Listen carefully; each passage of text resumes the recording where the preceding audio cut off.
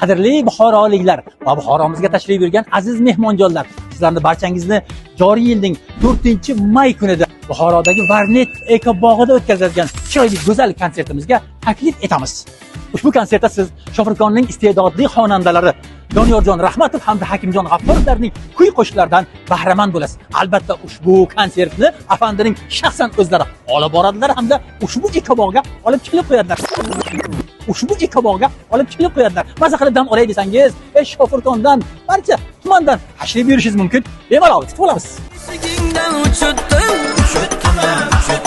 Erta peshin kechutdim. Ishqim tushib yuragima bulbuldek holish etdim. Amon ey. Qanday baxtli zamon ey. Bodom ko'zlari, shirin so'zlari, bodom ko'zlari,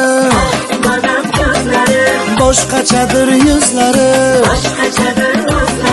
bodom ko'zlari,